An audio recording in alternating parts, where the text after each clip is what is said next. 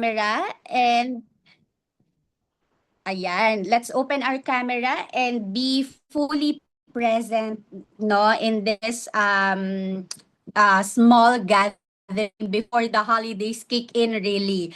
Okay, so let me introduce our guest speaker for tonight. Our topic is healthy holidays, nourishing your body during the festive season. So maraming mga unhealthy food during parties, reunions, 'di ba? And unhealthy beverages as well.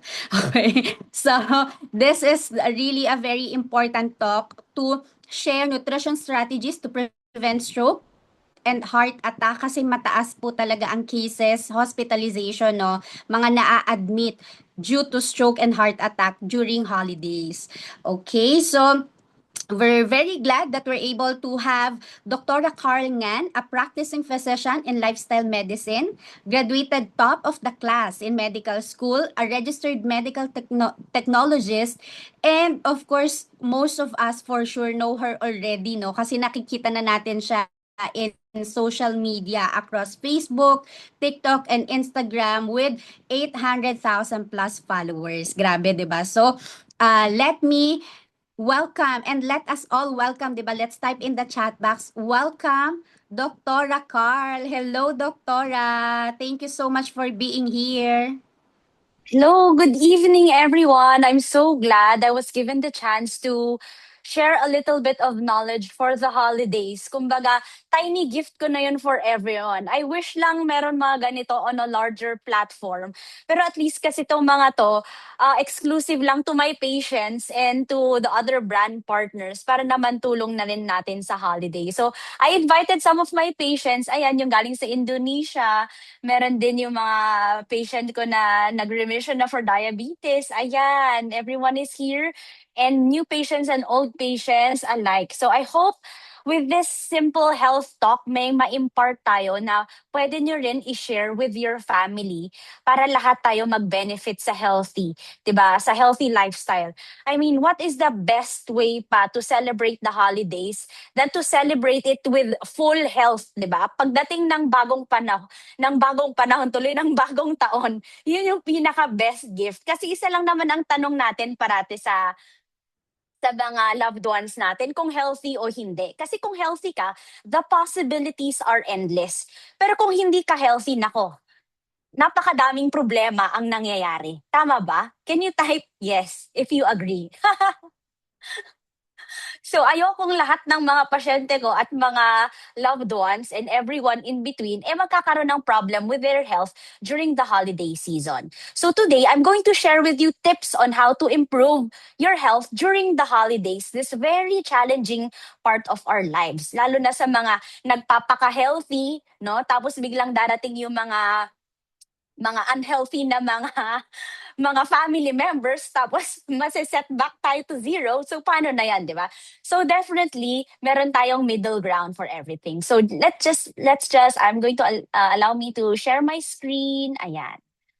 Ayan. So can you see my screen? Ayan. Sige. So, reserve all your questions for later. Iisa-isahin natin yan after our talk. So, jot down any questions that you may have. Okay? Ayan. So, let's start so that we end on time. So, today we are going to celebrate the healthy holidays with me, Dr. Karen. Okay. So, ang number one question, why do heart attacks increase during the holidays? Yan yung pinaka-main nating topic. And how to enjoy the season without sacrificing your heart. Okay.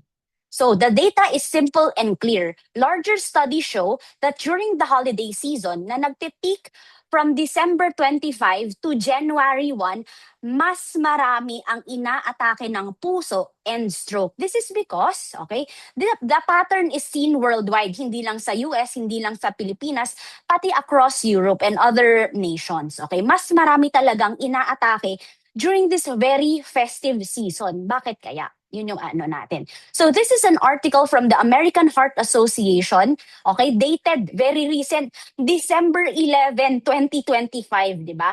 Every year actually, mataas ang incidence ng stroke and heart attack during the holiday season.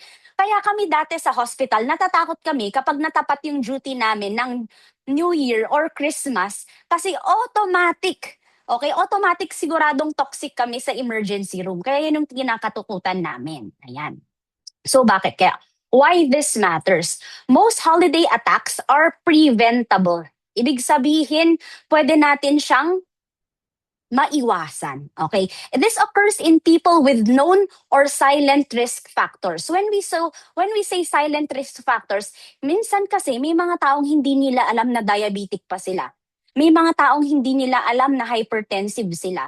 May mga taong akala nila yung sakit nila sa ulo, parang migraine lang, yun pala may aneurysm. So maraming mga sintomas ang mga tao. For high blood and diabetes, hindi lang pinapansin, di ba? Madalas, ay wala lang yan, migraine lang yan. Hindi nila alam, it's something much deeper than that. Okay? And, okay, this is important because everyone is on holiday. Most of the attacks happen outside the hospital. Kaya, mahirap siyang agapan. Okay? So, reason number 1, okay, bakit laging, okay, mataas ang heart attack and stroke during the holiday season? It is because everyone is in a festive mood. Tama ba? Kaya nga may overindulging in food. Okay. Ang holiday meals kasi more salt. Okay, yung kapitbahay mong makulit. Ang pinadalang sarsa sa inyo, napakaalat. Pero hindi ka naman makahindi kasi syempre, grasya yun, di ba? Sino ba naman tayo na mag-deny ng grasya?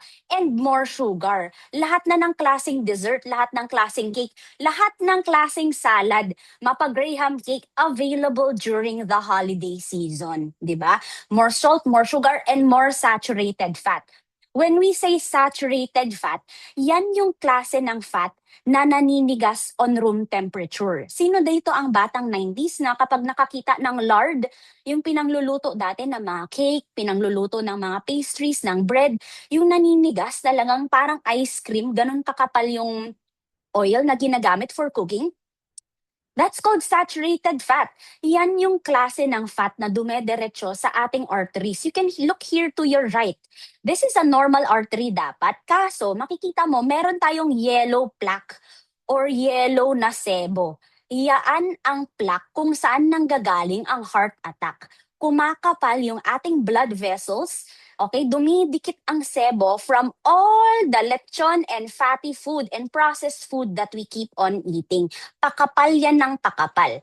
So, ang mga nagkaka-heart attack, hindi yan kahapon lang nagkaroon siya ng heart attack or ngayon lang. It was an accumulation of years of bad eating and bad habits. And syempre, pag holidays, di ba, ang larger, then we eat larger portions because everyone is in a festive mood and generous. Kaya nga, ayan more salt is equal to higher blood sugar, ay blood pressure spikes. Okay? Bakit? Pag mas mataas ang asin sa dugo, okay, this draws more water to the blood vessels. Pumapasok yung tubig dun sa blood vessels, increasing the blood pressure. Kaya nga, lagi kapag mataas yung blood pressure ng mga pasyente ko, laging sinasabi, number 1, bawasan naman natin yung alat na kinakain natin. Because the more salty food we eat, the more water na pumapasok sa blood vessels natin, the harder it is for our heart to pump blood. Okay? Kaya nga, the more water na kumakapal pa with the amount of fat na nakain natin, this will increase blood viscosity. Ibig sabihin, lumalapot yung ating dugo sa amount of food na kinakain natin. Did you guys know pala? Now, once you eat saturated fat, okay, yung mga fried food, for example, it can elevate your blood pressure for 1 week kahit wala kang high blood pressure. This is proven and tested. 1 meal of fried food can elevate your blood pressure for 1 week.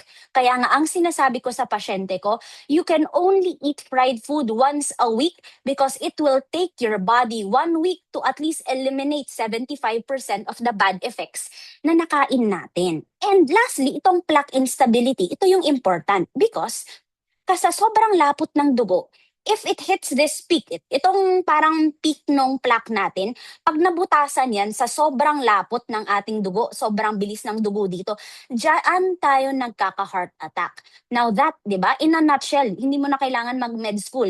In-explain ko na sa'yo, the plaque instability is coming from all the food that we ate here sa left natin. Plaque instability is equal to a heart attack. Ayan. So number 1, ang dami ko nang sinabi, overindulging in food lang naman yung topic natin.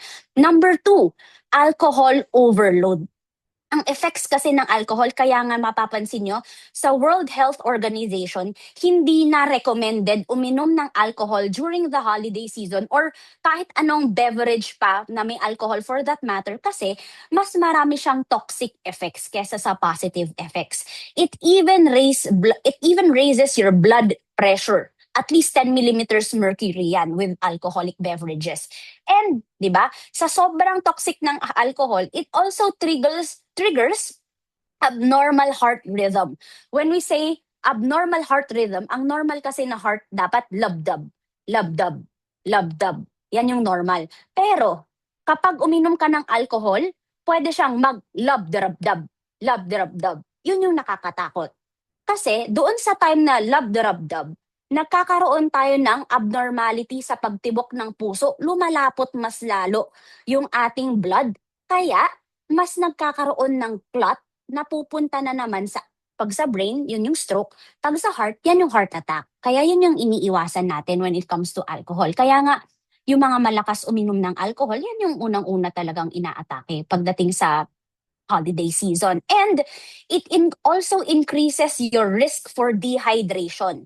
Ang alcohol kasi, ang effect niya, ihi ka ng ihi. I'm sure many of you notice this. Pagkainom ng beer, pagkainom ng gin, agad-agad naiihi, di ba? Kaya nga malala ang hangover because the effect of alcohol to the blood or to the body is to tatanggalin niya yung tubig, na dehydrate ka, lumalapot na naman yung dugo. And it impairs judgment. Ano naman kung it impairs judgment? Ibig sabihin, hindi mo napapansin na ang dami mo na palang nakain dahil nakainom ka. Because ganun naman, di ba? In the spirit of festivity, in the spirit of community, lahat umiinom, hindi natin napapansin, pati ang pagkain, napaparami na rin tayo. Kaya nga, reason number 2 for heart attacks is alcohol overload. And number 3, stress and emotional strain. Di ba? Kasi during the holidays, this will be the time that you will meet your irritating aunt. Kailan ka ba manganganak? Kailan ka ba magpapatayo ng bahay? Kailan ka ba ikakasal?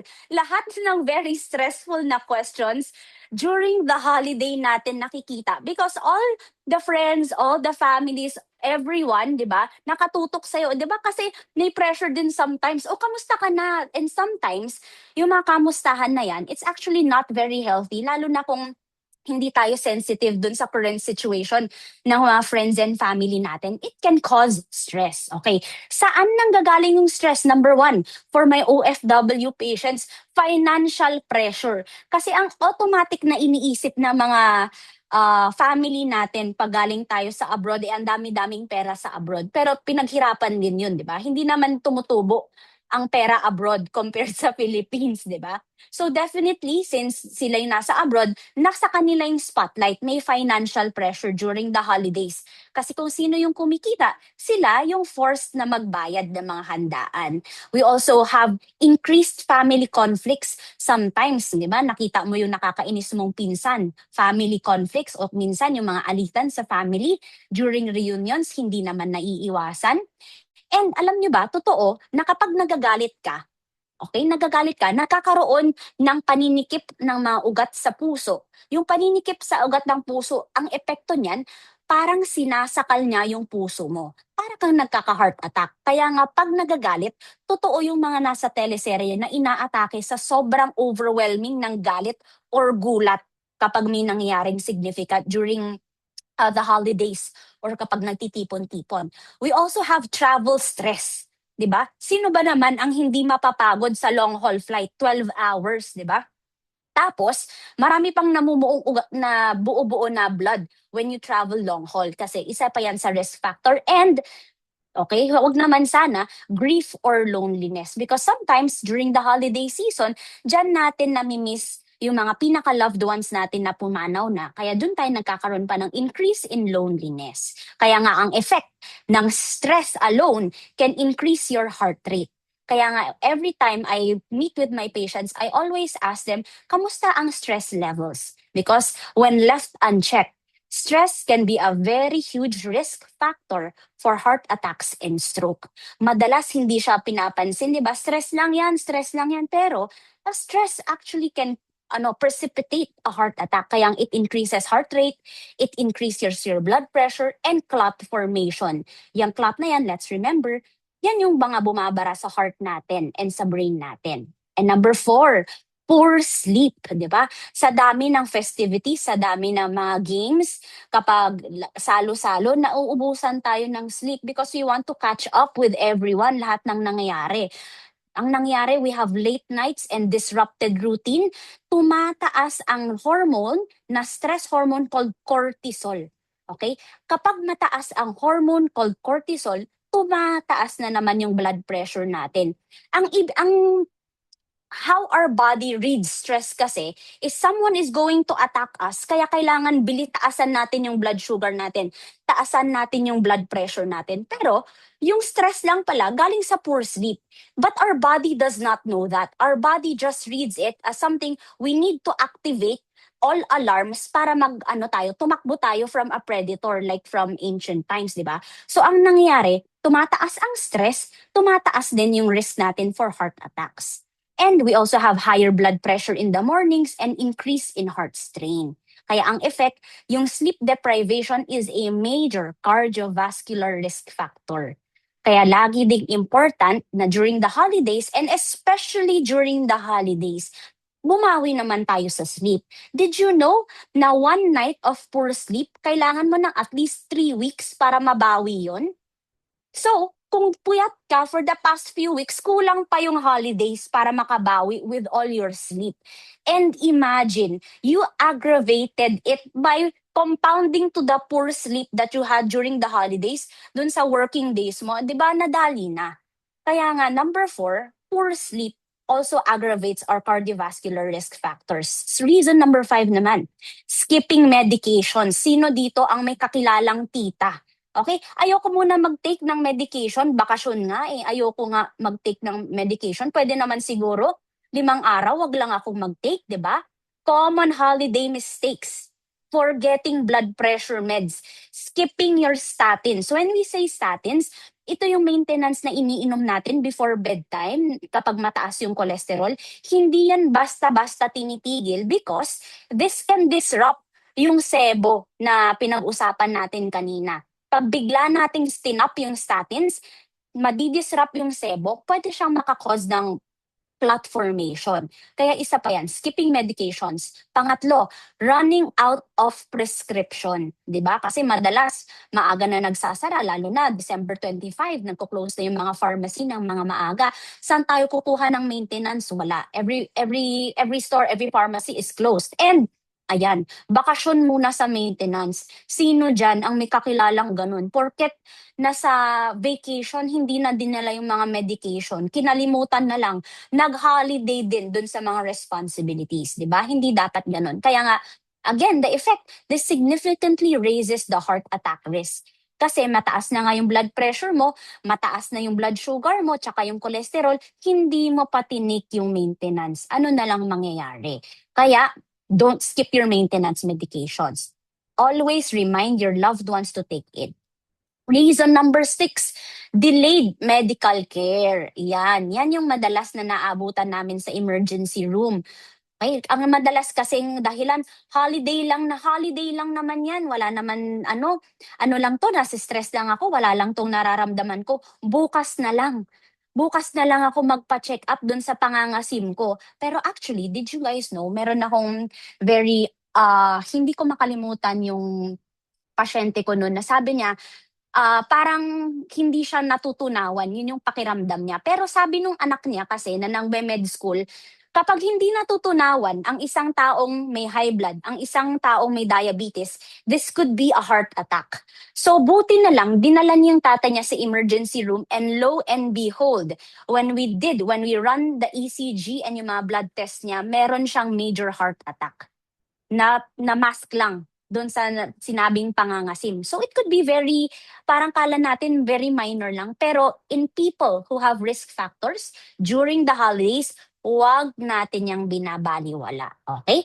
Nakakahiya daw magpa-hospital during the holidays. Hindi, guys. Huwag kayong matakot pumunta sa hospital kasi ine-expect na namin yan. Okay? And if you delay your medical care, the larger the heart damage that you will have.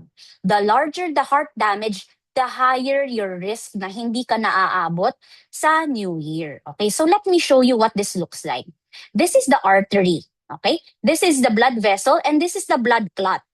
When the blood clot, bumara doon sa arteries that's feeding your heart.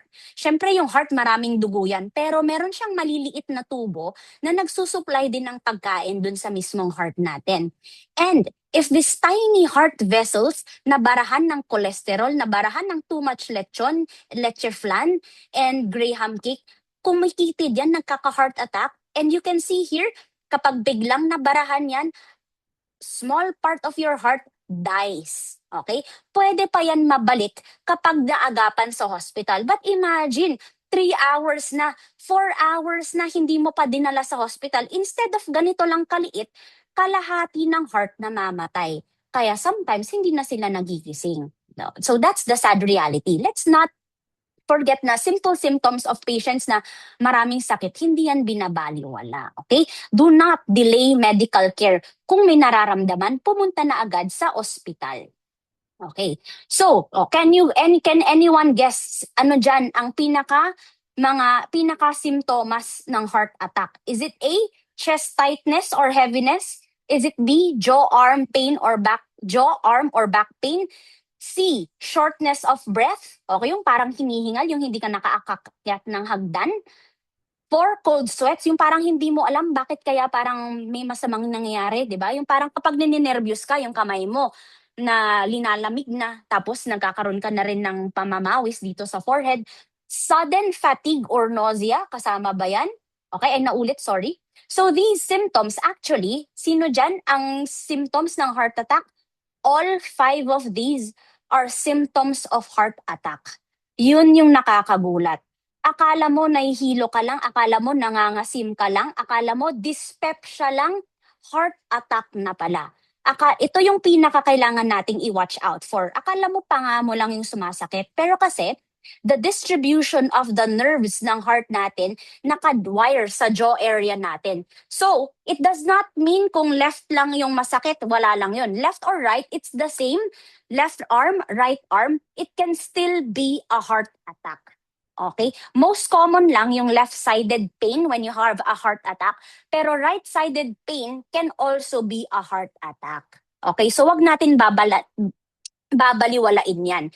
So people with heart attacks experience this severe crushing chest pain. Yan yung pinaka-classic. Sobrang sakit na kailangan pa namin sila bigyan ng morphine para lang maibsan yung sakit. So hindi lang yun yung classical symptom. We also have itong mga back pain, yung nasa gitna ng shoulder blades. That could also be a symptom of a heart attack.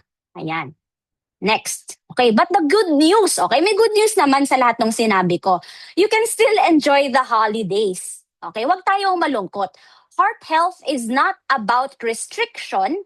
It's about smart moderation and consistency. Okay? Hindi ko kayo pinipigilan kumain ng lechon, ng leche flan, etc. But alam natin dapat saan tayo magdodraw ng boundary when it comes to eating these indulgent food. Pwede naman, let's just draw a line. So let's define that line later. You don't need perfection, you need awareness, because the more aware you are of your bad habits, the faster you will correct it. Kasi kung hindi mo alam na mali yung ginagawa mo, how will you correct it, di ba?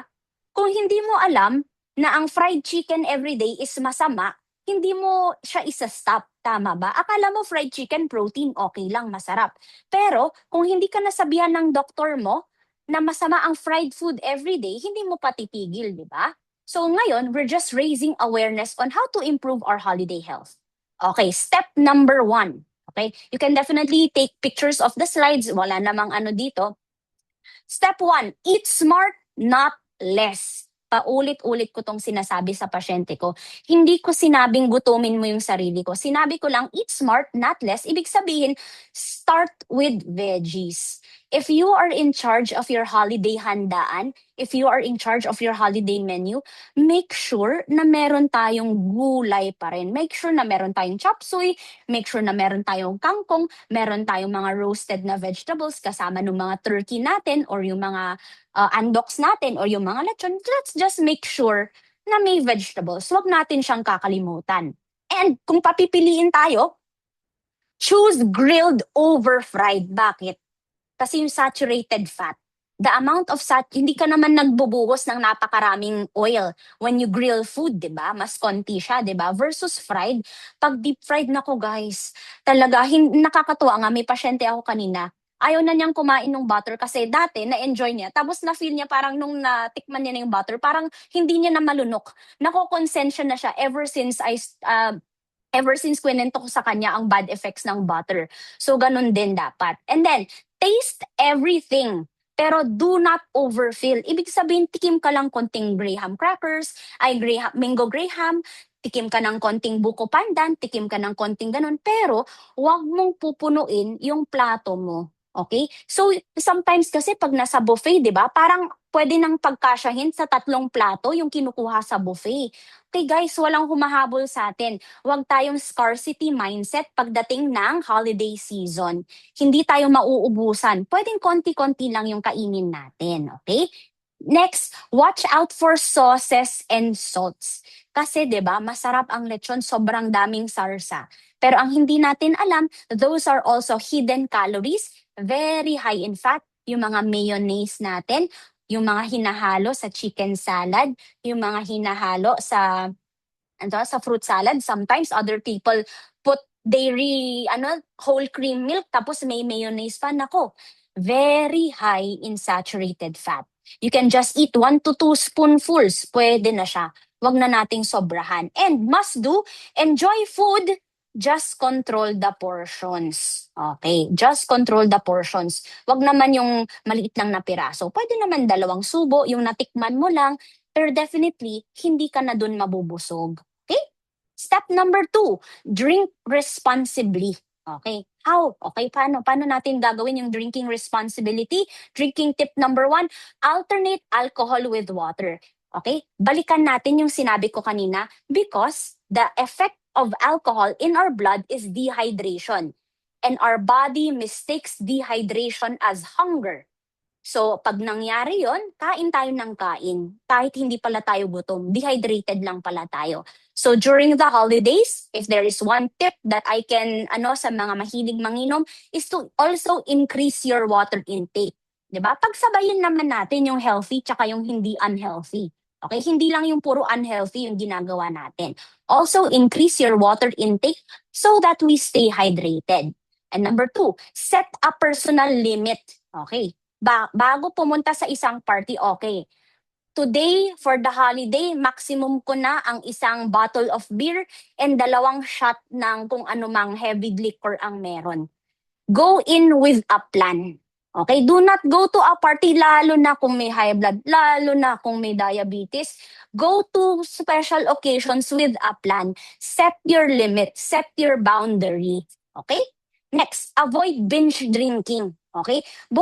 Bukod sa heart attacks, bukod sa stroke, ang isa sa pinakamataas na nangyayari during the holiday season, motor vehicular accidents. Okay? Kasi people feel invincible kung nakakainom sila with alcohol. A certain percentage of blood alcohol level, pag nakainom ka, you feel invincible. You feel like you're on top of the world. Yun yung mali. Diyan tayo nakaka-aksidente and napapakain. Then, skip your alcohol if your blood pressure is uncontrolled. When I say your blood pressure is uncontrolled, pag mas mataas yan sa 160/80, huwag mo nang tangkain na uminom ng alcohol. This implies na Even on the holidays, bring your blood pressure measuring device or your sphygmomanometer para ma-check natin yung blood pressure. Hindi yung hula-hula. Hindi nahuhulaan ang blood pressure because your blood pressure could be 200/90 pero wala kang nararamdaman. Okay? Minsan naman yung ibang tao, 140/70 lang yung blood pressure, ang sakit na ng ulo.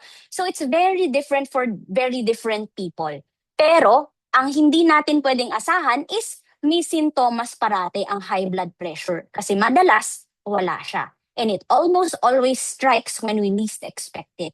So take away, your heart does not need excessive food or alcohol to celebrate.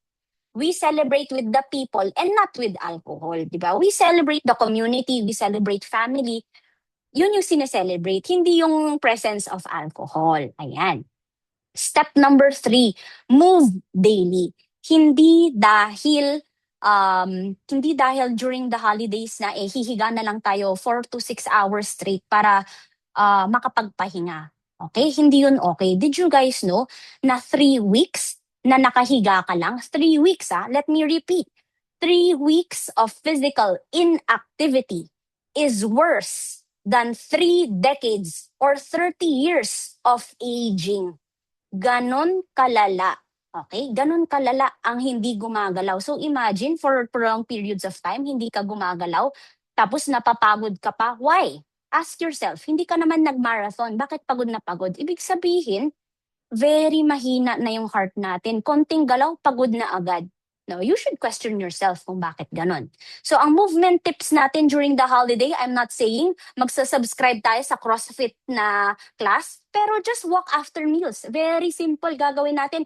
Walking after meals, at least 15 minutes, galaw-galaw ka after mong kumain, makipagchismisan ka dun sa other friends and family mo, lumabas ka saglit, umakyat ka ng hagdan, just walk after meals. Huwag tayong dediretso sa sofa, hihiga at matutulog. Number 2, stretch in the morning. Okay, bakit stretching in the morning? Because movement, okay, any form of movement will trigger the release of a very special chemical called nitric oxide. Now, nitric oxide is triggered kapag may movement yung katawan natin. So, nitric oxide is the natural vasodilator. Ibig sabihin, nakakababa siya ng blood pressure. Kaya mga taong laging nag-exercise, mababa ang blood pressure nila because they have lots of this special chemical called nitric oxide. And dapat we also at least target 20 to 30 minutes of movement per day. Okay? Hindi ko sinabing 7 hours kang nag-exercise. Okay? Hindi ka naman sinabing mag-swimming ng matagal. 20 to 30 minutes of walking lang with your loved ones. Diba? Maganda nga, if you live in a subdivision, maglakad-lakad kayo around the subdivision, mag-chika-chika, kaysa yung nakahiga lang. Diba? Ito nga yung pinaka-best time to get your movement kasi may time tayo during the holidays.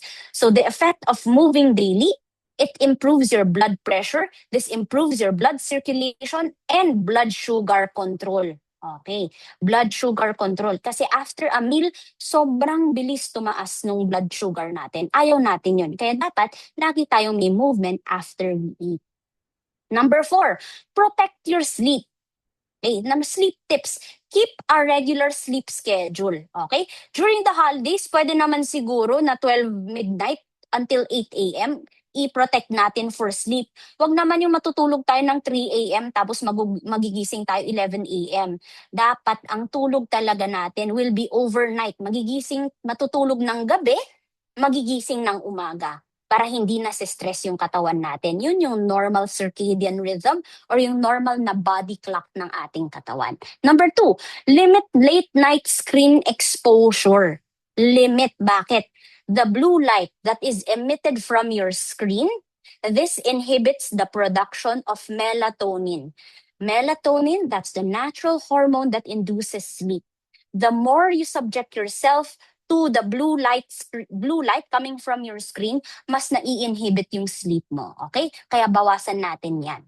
Number 3, avoid alcohol before bedtime because nakakataas yan ng blood pressure at bukod doon, nakaka-disrupt din ng sleep kasi magigising ka maya-maya, iihi ka ng iihi, di ba? So avoid alcohol before bedtime because this also promotes poor sleep quality. Ayan. So, the better our sleep quality is, sleep is good for the heart's recovery. Ayan. Kasi imagine our heart beats billions of times throughout our lifetime. Tapos nanakawan mo pa siya ng time to rest kasi nagpuyat ka dahil nanood ka lang ng Netflix, bigyan mo naman siya ng break. Okay? Bigyan naman natin ng konting pahinga yung heart natin na sulitin natin yung sleep para makarest din siya. Okay? Kasi when we sleep, bumabagal yung heart rate natin, hindi siya masyadong mabilis nagtitibok. Okay? And step number 5, do not, I repeat, do not skip your medication. Ang medication, hindi yan nag-holiday. Ang medication, araw-araw tinitake kung may medication tayo. Take your meds daily and bring your medication when traveling. Okay, dapat, kung meron kang maintenance, lahat ng bag, dapat meron tayong maintenance medication. And always refill your medication if you have parents na may medication. Refill na before the holidays. Make sure na nasa checklist na laga natin. Nasa grocery list na rin natin yung mga maintenance before mag-holidays or pumunta elsewhere, di ba? So, ang best tip is to combine lifestyle and medication for the best protection of our heart. Hindi yung agad-agad na tinanggal na lang natin yung maintenance medications. And to support heart health, ito yung pinakamaganda. Okay, so ito yung mga mai-introduce sa atin today. Ang pinaka-active ingredient is coenzyme Q10. So we're not saying that this will replace your maintenance medications, but I'll explain bakit siya maganda to support our heart. Did you know itong coenzyme Q10? Itong coenzyme Q10, which is the active ingredient of coquinone, na-discover nila na ang coenzyme Q10 mababa. Okay, mababa yung vitamin na to sa mga taong may heart failure. Kaya nauso ito nung na-discover actually nito nung 1950s na patients with heart failure, nakita nila na itong vitamin na to very mababa. So when they did studies, ang nakita kasi, saan ba natin nakukuha dapat ang coenzyme Q10? Mataas dapat ito sa mga fruits and vegetables. And sad to say, mataas ang coenzyme Q10, which is very maganda, sa mga laman loob at karne. Pero, wag niyong sasabihin na sinabi ni Doc Carl, dapat marami ang kakaining karne at saka laman loob during the holidays kasi mataas sa coenzyme Q10 for the heart. Wrong. Okay? Dapat, hindi yun natin ginagawa kasi tumataas din yung saturated fat natin tsaka uric acid if we eat yung mga organ meats tsaka red meat. Ang nakita kasi nila, nung in-isolate nila itong vitamin, coenzyme Q10, they found that people with the highest amounts of coenzyme Q10 have healthier hearts. Yun yung nakita nila. Okay? So what's so special about coenzyme Q10? Coenzyme Q10 is actually part of the machinery ng cells natin. Yan yung gasolina na nasama dun sa cells natin. Siya yung nagpo-promote ng production ng energy. And mind you, because our heart is the only organ in our body that works 24/7, okay? Kaya mas mataas yung requirement niya sa coenzyme Q10. Kaya nga patients with high blood pressure, patients with diabetes, ito yung pinakamaganda. Coquinone 100. And it's backed by science. Hindi lang to random na sinabi na, ito trend lang to, try natin to. And for most athletes, okay, yung mga triathletes, maganda din, nag-i-improve yung endurance nila when they start taking coquinone or coenzyme Q10. Kasi ang target niya talaga is the heart. It's one of the fewest supplements in the world na proven na may scientific basis to improve heart health. Okay. Kaya kung pipili tayo ng supplements, yung proven na meron. And the second, yung pinakamaganda is proflavanol. Proflavanol, di ba? Grapeseed extract naman, yung kanyang main ingredient or yung active ingredient niya. So do you know how they found that grapeseed extracts were beneficial to the heart? Ang storya niyan kasi, yung mga French people, they found out na konti lang yung inaatake sa heart attack kahit ang lakas nilang kumain ng steak, kahit mataas yung diet nila sa saturated fat, because when French people eat, they almost always have red wine. Okay, so tinignan nila, baka naman yung alcoholic content yung nakaka-improve ng heart health. Pero bakit hindi yun nakikita sa mga taong uminom lang ng gin? Bakit yung mga hindi nakikita yan sa mga taong uminom ng whiskey? Ibig sabihin, nakita na nila na yung grapes, yung active ingredients ng grapes, yun yung may heart protective effect. Doon na-discover ang grapeseed extract. And kasama ang coquinone, it's one of the few real supplements that will improve talaga heart health, 'di ba? Naalala nyo yung parang sebo na pinakita ko kanina? Ang tawag diyan is the fat cap. Yung fat cap, okay, gawa siya sa mga activated na bad cholesterol. Okay? So ang proflavanol, mas malakas pa siya sa vitamin C and vitamin E combined. Ang ginagawa niya, dini-deactivate or tinatablahan niya yung active cholesterol so that it does not form plaques in the heart. Ganon kaganda ang proflavanol C. And ang side effect niya, mas maganda yung skin. Kasi, di ba, it's a very potent antioxidant na mas potent pa sa vitamin C and vitamin E.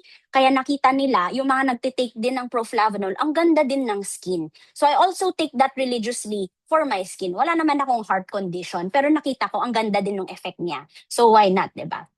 And step number 6, ito pa, fish oil. Why is fish oil beneficial for the heart? Because it is anti-inflammatory. When we say anti-inflammatory, if you have hypertension, if you have diabetes, automatic yan. Mataas ang pamamaga sa ating katawan. Okay? So, if you're not able to eat 2 large servings of fish per week, ang pinakamaganda dyan, magsa-supplement tayo with Biomega, our fish oil, so that we stop yung inflammation. So true story, yung mga patients kong nag-start with Biomega, umokay yung mga cholesterol din nila. Ang bilis bumagsak. From 400s, bumaba na to 200s. Okay? So ang ganda din ng support niya. Kasi I don't usually see that dun sa clinical setting na naka-statin lang.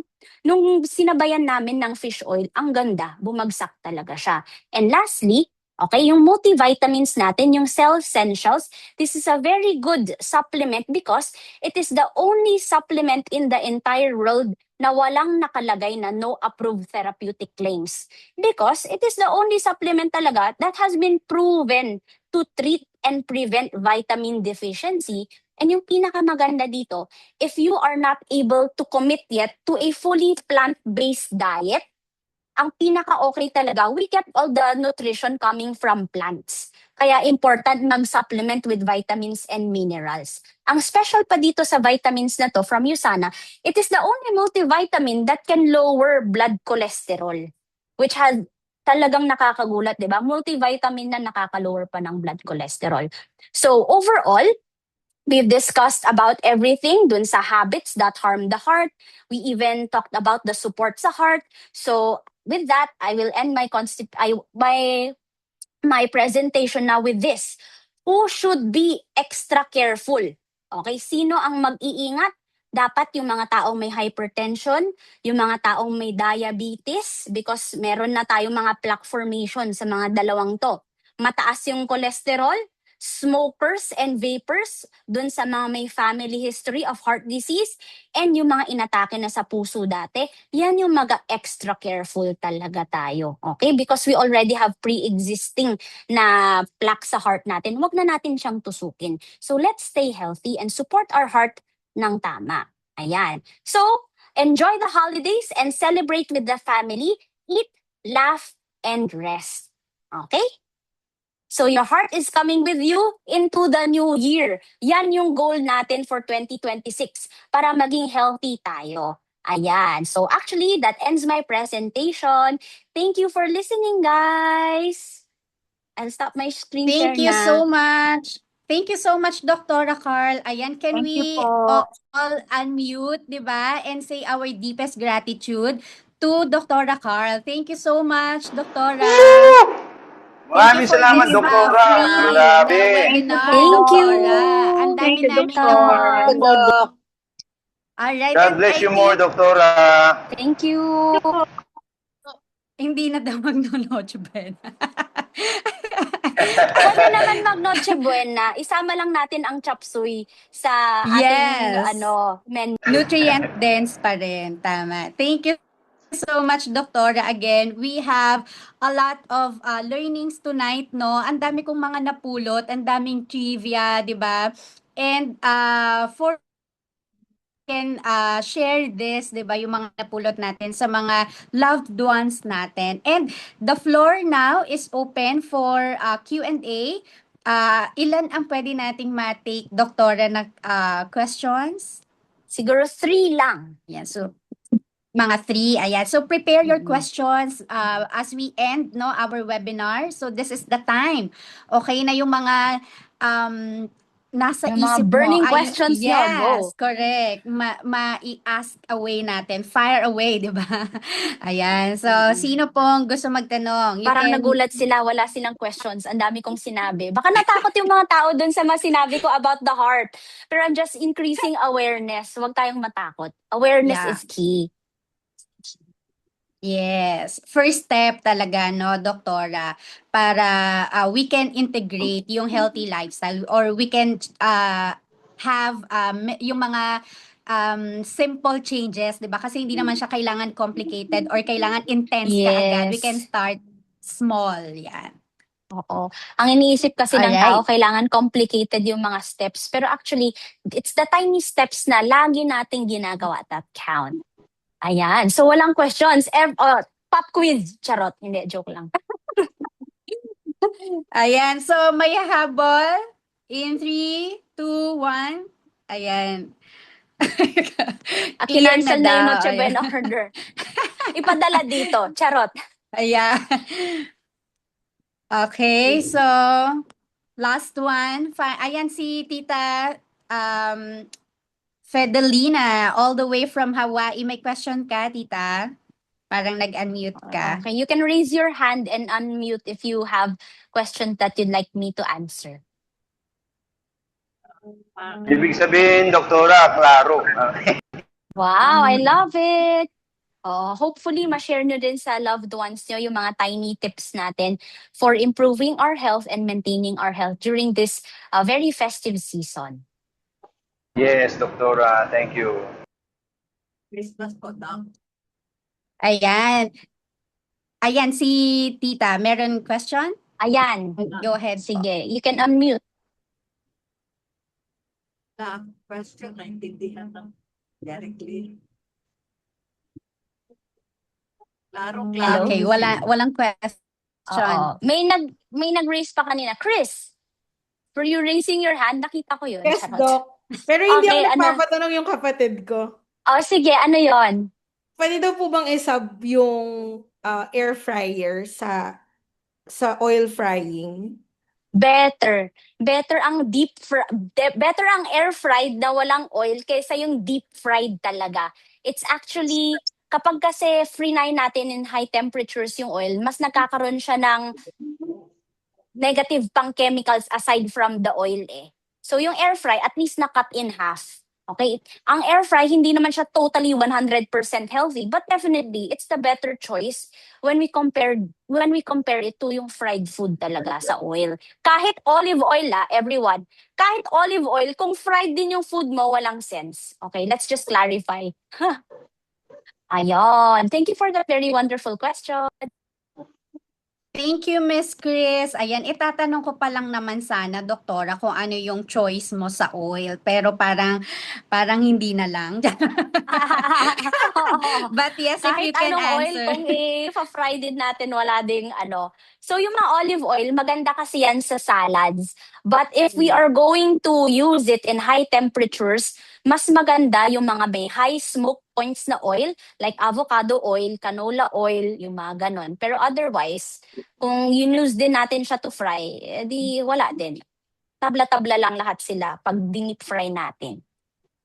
Alright. So talagang kailangan i-minimize na ang Yes, frying. once a week max. Once a week Oo max.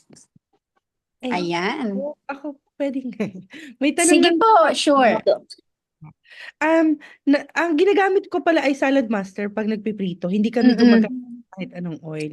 Mm-mm. Okay po ba yun? Or pag ganun, prito pa rin? Kasi parang napiprito siya sa sarili niyang mantika eh.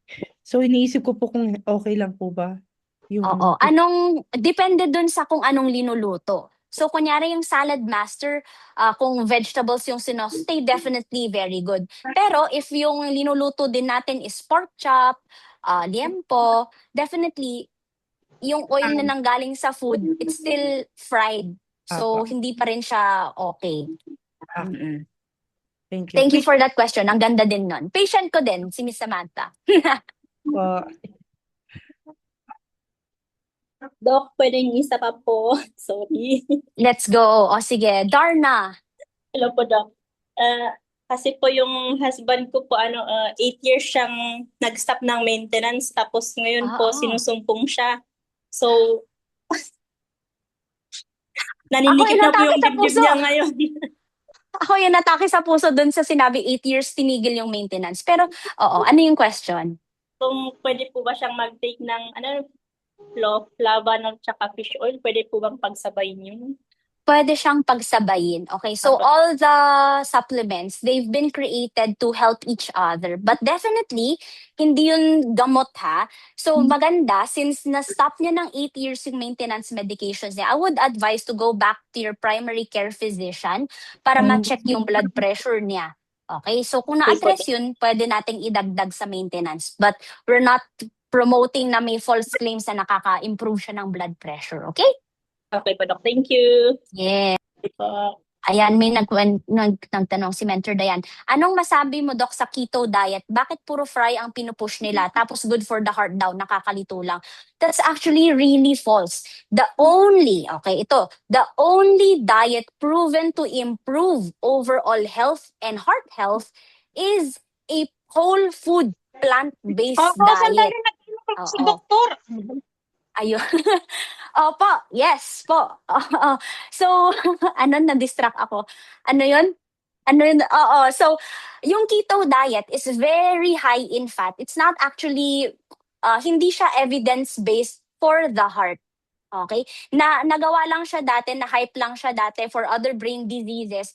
Pero for the general normal person that wants to be healthier, only a whole food, when we say whole food, yung linuto mo talaga galing sa palengke at hindi dinelata or na-package, whole food, plant-based, okay, galing marami sa vegetables, yun lang yung may pinaka-great evidence and good evidence to improve heart health. Ayan, sige. Ayan, si Ferds Honane. Okay, you can unmute and... Oo. What's the question? Last Hello, question Doc. natin. Hello, Doc. Hello, patient Hi. ko din ba to? Tama ba? Yes po. Opo. Oo, ikaw pala. Oo, tama. Oo. Naalala niyo, Doc, yung triglyceride ko umabot ng 500. Yes. Tapos, ngayon normal na siya. Kaso nung time na yun, pinatigil ako ng cardio ko na, cardiologist na mag-fish oil. Ngayon ba pwede ba akong mag-take ulit na normal na lahat, pati Yes, cholesterol pwede ko? na. Yes, pwede na. Yung maganda with these supplements, these are very protective. So kung wala kang tinitake currently na supplementations, I can definitely recommend that you start yung fish oil because it's good for the heart, anti-inflammatory. And for everyone listening tonight, isa si Mr. Juanane sa isang super great patient ko. Currently, he has achieved diabetes in remission. Yes, as in walang maintenance medication, trinabaho niya talaga. So I'm very proud of Mr. Honane for achieving everything. Sana ma-share niya yung picture niya dito, kaso baka nahihiya siya. Pero ayun, maganda yung kanyang progress dun sa follow-ups niya. Kaya guys, okay, ayan, gawin yung example si Mr. Honane na even if you have a strong family history of diabetes, and even if you were diagnosed with diabetes, talagang nakakatulong na mag-change talaga ng lifestyle for the better. Congratulations again, Mr. Honane! Thank you, Doc. Thank you po. Yes, ayan.